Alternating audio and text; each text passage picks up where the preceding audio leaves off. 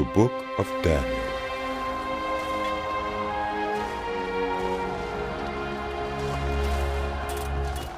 In the 3rd year of the reign of Jehoiakim, king of Judah, Nebuchadnezzar, king of Babylon, came to Jerusalem and besieged it.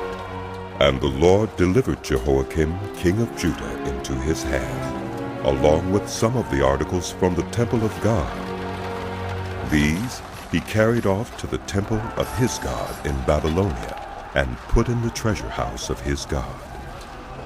Then the king ordered Ashpenaz, chief of his court officials, to bring into the king's service some of the Israelites from the royal family and the nobility, young men without any physical defect, handsome, showing aptitude for every kind of learning, well-informed, quick to understand, and qualified to serve in the king's palace.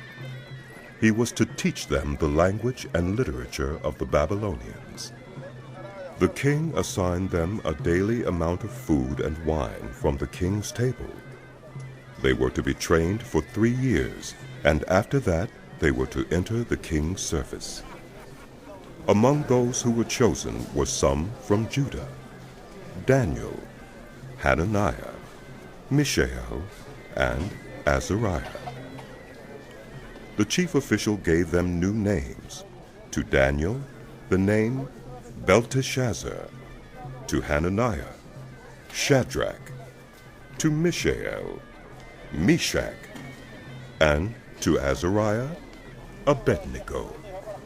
But Daniel resolved not to defile himself with the royal food and wine, and he asked the chief official for permission not to defile himself this way.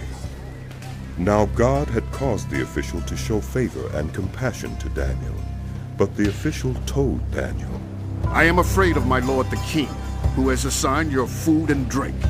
Why should he see you looking worse than the other young men your age? The king would then have my head because of you."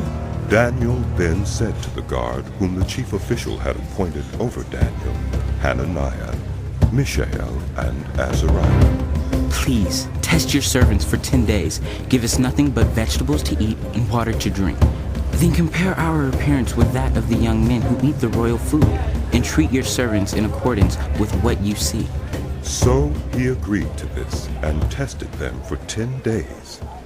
At the end of the 10 days, they looked healthier and better nourished than any of the young men who ate the royal food.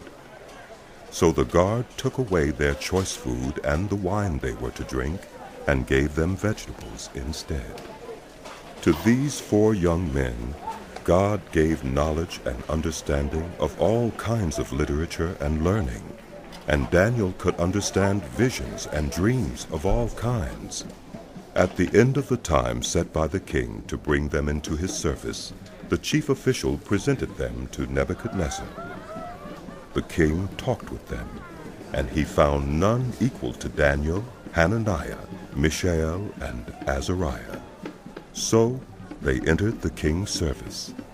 In every matter of wisdom and understanding about which the king questioned them, he found them 10 times better than all the magicians and enchanters in his whole kingdom. And Daniel remained there until the 1st year of King Cyrus.